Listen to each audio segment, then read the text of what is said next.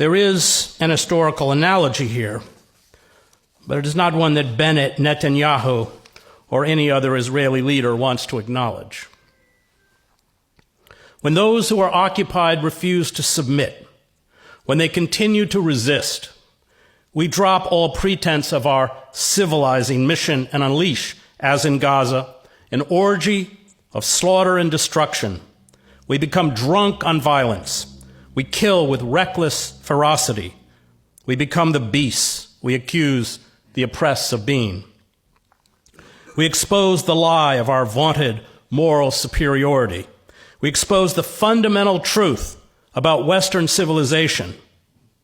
We are the most ruthless and efficient killers on the planet. This alone is why we dominate the wretched of the earth. It has nothing to do with democracy or freedom or liberty.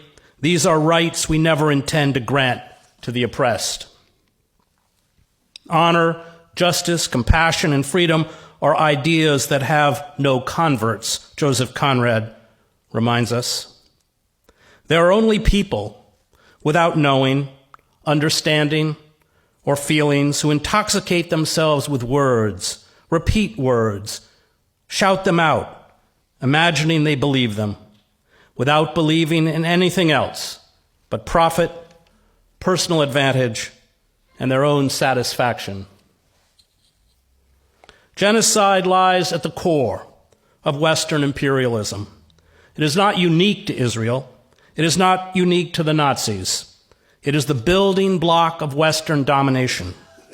The humanitarian interventionists who insist we should bomb and occupy other nations because we embody goodness, although they promote military intervention only when it is perceived to be in our national interest, are the useful idiots of the war machine and global imperialists. They live in an Alice in Wonderland fairy tale where the rivers of blood we spawn make the world a happier and better place. They are the smiley faces of genocide. You can watch them on your screens. You can listen to them spout their pseudo-morality in the White House and in Congress. They are always wrong, and they never go away. Israel, like all settler colonial projects, including our own, was founded on lies. The lie that Palestinian land was unoccupied.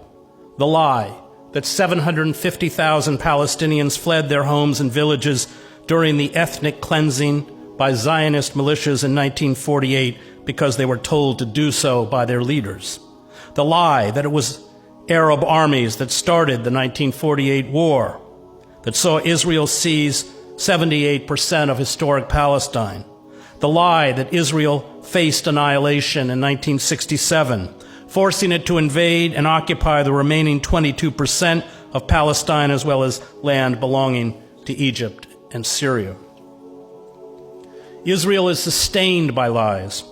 The lie that Israel wants a just and equitable peace and will support an independent Palestinian state. The lie that Israel is the only democracy in the Middle East. The lie that Israel is an outpost of Western civilization in a sea of barbarism. The lie that Israel respects the rule of law and human rights. The brazenness of Israeli lies stunned those of us who reported from Gaza. It did not matter if we had seen the Israeli attack, including the shooting of unarmed Palestinians. It did not matter how many witnesses we interviewed. It did not matter what photographic and forensic evidence we obtained. Israel lied. Small lies, big lies, huge lies. These lies came reflexively and instantly from the Israeli military, Israeli politicians, and Israeli media. They were amplified by Israel's well-oiled propaganda machine and repeated with a cloying sincerity on international news outlets. Israel engages in the kinds of jaw-dropping lies that characterize despotic regimes. It does not deform the truth. It inverts it. It paints a picture that is diametrically opposed to reality. Those of us who have covered the occupied territories have run into Israel's Alice in Wonderland narratives, which we dutifully insert into our stories required under the rules of American journalism, although we know they are untrue. Israel has invented an Orwellian lexicon. Children killed by Israelis become children caught in the crossfire. The bombing of residential districts with dozens of dead and wounded becomes a surgical strike on a bomb-making factory. The destruction of Palestinian homes becomes the demolition of the homes of terrorists. The big lie feeds the two reactions Israel seeks to elicit: racism among its supporters and terror among its victims.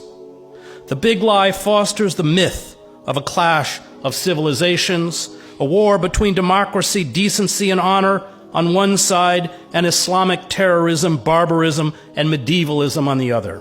The big lie abolishes nuances, ambiguities, and contradictions that can plague conscience.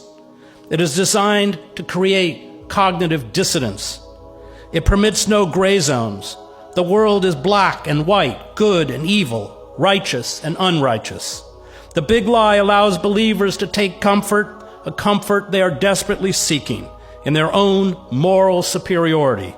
It feeds what Edward Bernays called the logic-proof compartment of dogmatic adherence.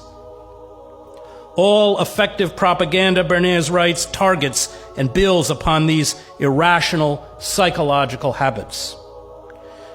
Israel's supporters do not want to know the truth. The truth would force them to examine their racism, self-delusion, and complicity in oppression, murder, and genocide.